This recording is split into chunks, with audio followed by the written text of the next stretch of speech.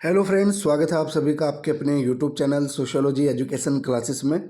और आज की वीडियो में मैं लेकर आया हूँ एमए सेकेंड ईयर प्राइवेट का पॉलिटिकल साइंस का question paper modern Indian political thought और पेपर कोड है G472। 2022 का क्वेश्चन पेपर है ये। तो चलिए बिना किसी देरी के शुरू करते हैं पहले प्रश्न से। तो इसमें पहला प्रश्न है, डॉक्टर राजेंद्र प्रसाद ने राष्ट्रपति के रूप में कितने वर्ष तक देश की सेवा की? तो 12 वर्ष तक। ऑप्शन ए इसमें सही हो जाएगा। डॉक्टर राजेंद्र प्रसाद को सर्वोच्च नागरिक पुरस्कार भारत रत्न कब दिया गया? 1962 ईस्वी में। ए वाला ऑप्शन इसमें राइट हो जाएगा। पंडित मदन मोहन मालवीय को कितनी बार कांग्रेस का अध्यक्ष चुना गया? तो 4 बार। डी वाला ऑप्शन इसमें राइट हो जाएगा। डॉक्टर राजेंद्र प्रसाद के आचार्य थे अंग्रेजी, ठीक है, इसमें बी वाला ऑप्शन राइट हो जाएगा। अंग्रेजी के आचार्य थे डॉक्टर राजेंद्र प्रसाद, अंग्रेजी के आचार्य थे, बी वाला ऑप्शन राइट हो जाएगा। डॉक्टर राजेंद्र प्रसाद निम्न में से किस वर्ष में कांग्रेस के अध्यक्ष नहीं थे? तो 1918 में। निम्न में से कौन सी पुस्तक डॉक्टर राजेंद्र प्रसाद द्वारा नहीं लिखी गई है? तो इंडिया एंड हर प्रॉब्लम जो है डॉक्टर राजेंद्र प्रसाद द्वारा नहीं लिखी गई है। बाकी ये सभी पुस्तकें इंडिया डिवाइडेड और महात्मा गांधी एंड बिहार और सम रेमिनिसेंसेस, ये सब डॉक्टर राजेंद्र प्रसाद की पुस्तकें हैं। लेकिन India and her problems doctor Rajendra Prasad द्वारा नहीं लिखी गई है, ठीक है। तो इसमें बी वाला ऑप्शन हमारा सही हो जाएगा। डॉक्टर राजेंद्र प्रसाद ने 1920 में वकालत का पेशा क्यों छोड़ दिया? असहयोग आंदोलन में शामिल होने के लिए। किसने कहा था कि एक देश में 2 विधान, 2 प्रधान और 2 निशान नहीं चलेंगे? श्यामा प्रसाद मुखर्जी ने कहा था। सी वाला ऑप्शन इसमें राइट हो जाएगा।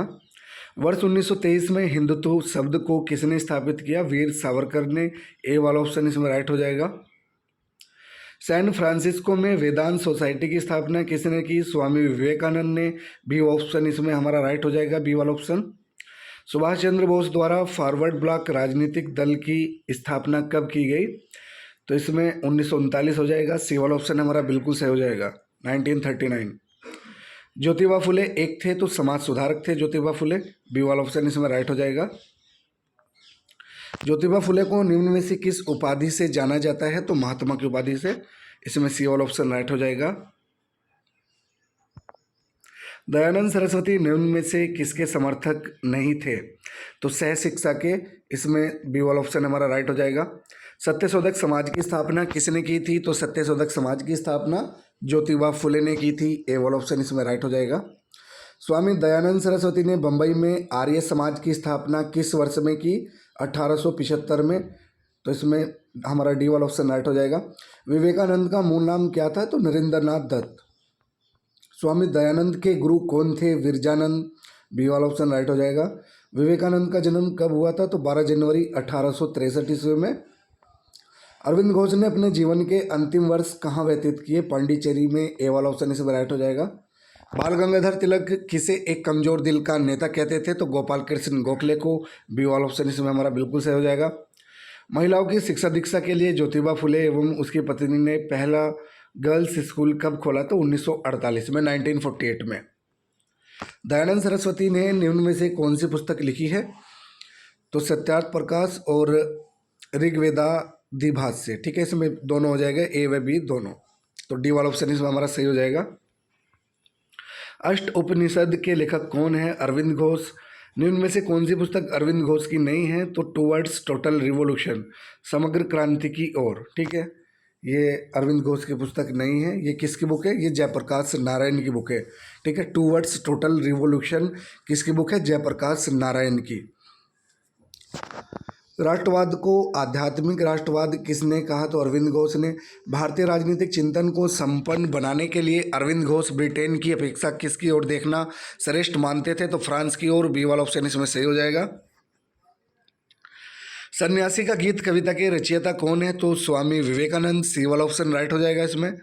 गोपाल कृष्ण गोखले के अनुसार ब्रिटिश शासन से भारत को क्या लाभ था?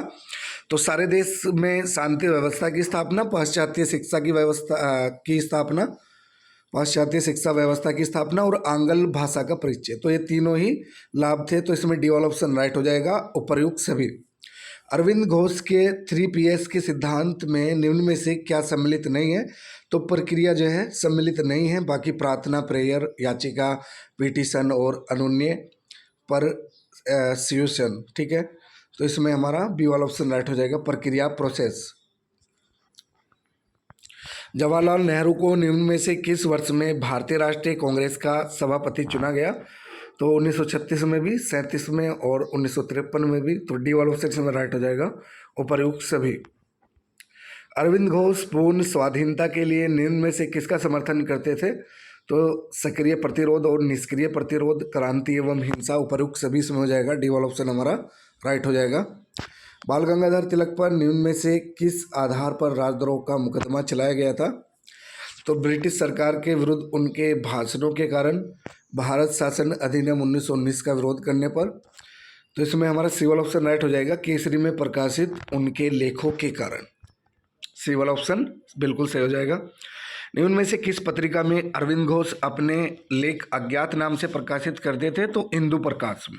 इसमें सी वाला ऑप्शन हमारा सही हो जाएगा। जवाहरलाल नेहरू द्वारा भारत में पंचवर्षीय योजनाओं को किस देश से प्रेरित होकर अपनाया गया? तो सोवियत संघ से। सी ऑप्शन इसमें हो जाएगा। राम मनोहर लोहिया का समाजवाद एक व्यवहारिक राष्ट्रीय समाजवाद था।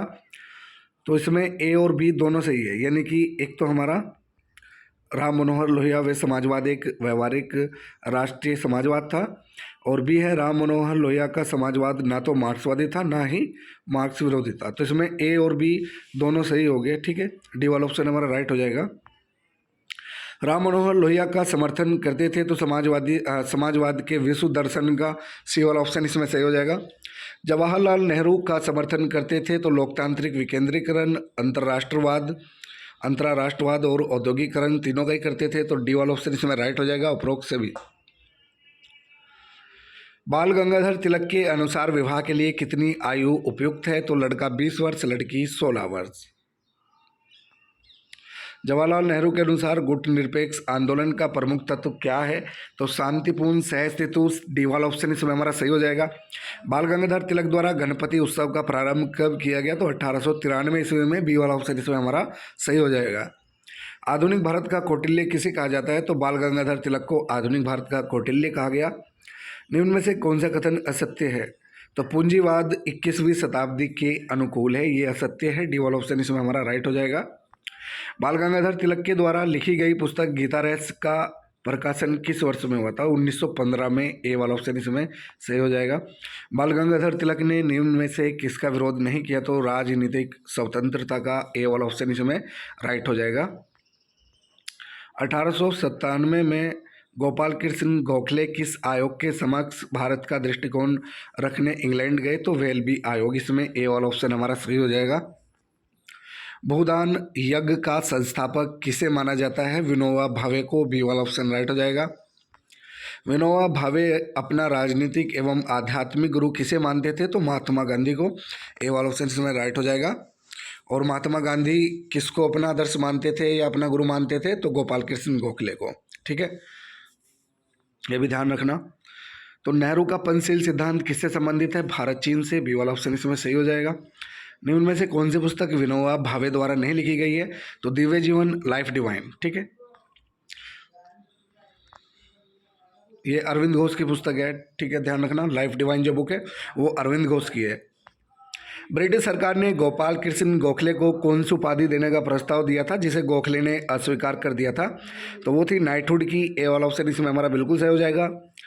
नेहरू समर्थक थे तो मिश्रित अर्थव्यवस्था के समर्थक थे। बी वाला ऑप्शन इसमें सही हो जाएगा। मराठी मासिक महाराष्ट्र धर्म किसके द्वारा निकालनी प्रारंभ की गई? तो विनोबा भावे के द्वारा। इसमें सी वाला ऑप्शन हमारा बिल्कुल सही हो जाएगा। नेहरू के अनुसार भारत की औद्योगिक उन्नति के लिए निम्न में से क्या आवश्यक है? तो भारी इंजीनियरिंग एवं मशीन निर्माण उद्योग, वैज्ञानिक अनुसंधान संस्थाएं और विद्युत शक्ति तीनों ही है। तो डी वाला ऑप्शन इसमें सही हो जाएगा, उपर्युक्त सभी, ऑल ऑफ दी अबव। वर्ष 1958 में निम्न में से किसे रमन मैगसेस पुरस्कार दिया गया? तो विनोबा भावे को। डी वाला ऑप्शन इसमें बिल्कुल सही हो जाएगा। मई 1952 में विनोबा भावे ने किस राज्य में मैग्न ग्रंथ गांव को ग्राम दान के रूप में प्राप्त किया? तो उत्तर प्रदेश में। गोपाल कृष्ण गोखले के पक्ष में थे तो ब्रिटिश साम्राज्य के अंतर्गत अधिराज्य। इसमें सी वाला ऑप्शन हमारा राइट हो जाएगा। निम्न में से कौन सा कार्यक्रम विनोबा भावे से संबंधित है? तो इसमें शांति सेना है, संपत्ति दान है, श्रमदान है, तो तीनों ही है, तो डी वाला ऑप्शन इसमें सही हो जाएगा उपरोक्त सभी। विनोबा भावे का सर्वोदय पात्र कार्यक्रम किससे संबंधित है? तो पात्र जिसमें प्रत्येक घर से एक मुट्ठी अनाज डाला जाता था, तो इसमें बी वाला ऑप्शन राइट हो जाएगा हमारा। मांडले जेल में बाल गंगाधर तिलक ने कौन सी पुस्तक लिखी? तो गीता रहस्य, इसमें डी वाला ऑप्शन हमारा राइट हो जाएगा, गीता रहस्य। स्वामी विवेकानंद का जन्मदिन किस रूप में मनाया जाता है? तो युवा दिवस के रूप में, बी वाला ऑप्शन इसमें हमारा बिल्कुल सही हो जाएगा। विनोबा भावे ने भूदान आंदोलन के लिए कितने वर्ष तक पैदल यात्रा की? तो 13 वर्ष तक पैदल यात्रा की थी, सी वाला ऑप्शन इसमें राइट हो जाएगा हमारा। राम मनोहर लोहिया राज्य के समर्थक थे, तो 4 स्तंभ वाले, इसमें सी वाला ऑप्शन सही हो जाएगा। विनोबा भावे ने गीता का अनुवाद किस भाषा में किया? मराठी में, बी वाला ऑप्शन सही हो जाएगा। निम्न में से कौन सी पुस्तक जयप्रकाश नारायण की नहीं है? तो इसमें इंडिया इन ट्रांसिशन, ठीक है, इंडिया इन ट्रांसिशन। खादी एवं ग्रामोद्योगों को पुनर्जीवित करने के लिए उत्तर प्रदेश में गांधी आश्रम की स्थापना किसने की? तो आचार्य JB कृपलानी ने, डी वाला ऑप्शन इसमें हमारा बिल्कुल सही हो जाएगा। 1912 में गोपाल कृष्ण गोखले किसके निमंत्रण पर दक्षिण अफ्रीका गए? तो महात्मा गांधी के निमंत्रण पर गए थे, बी वाला ऑप्शन इसमें हमारा सही हो जाएगा। 1947 में देश की आज़ादी के समय भारतीय राष्ट्रीय कांग्रेस का अध्यक्ष कौन था? तो आचार्य JB कृपलानी, सी वाला ऑप्शन इसमें सही हो जाएगा। गोखले के विषय में निम्न में से क्या सत्य नहीं है? तो गोखले असंवैधानिक साधनों में विश्वास रखते थे, तो इसमें सी वाला ऑप्शन सही हो जाएगा। वर्ष 1963 में नेहरू सरकार के विरुद्ध लोकसभा में अविश्वास प्रस्ताव किसके द्वारा लाया गया था? JB कृपलानी के द्वारा, इसमें बी वाला ऑप्शन सही हो जाएगा, JB कृपलानी। राम मनोहर लोहिया के अनुसार समाजवाद का दूसरा नाम है, तो समानता एवं संपन्नता, ठीक है, इसमें हमारा सी वाला ऑप्शन राइट हो जाएगा, equality and prosperity. Ram Manohar Lohia निम्न में से किसके पक्ष में थे? तो अन्यायपूर्ण कानूनों को ना मानना और अंतरात्मा की आज़ादी, ठीक है, अंतरात्मा की आज़ादी, तो इसमें ए और बी दोनों सही हो जाएगा, सी वाला ऑप्शन हमारा बिल्कुल सही हो जाएगा।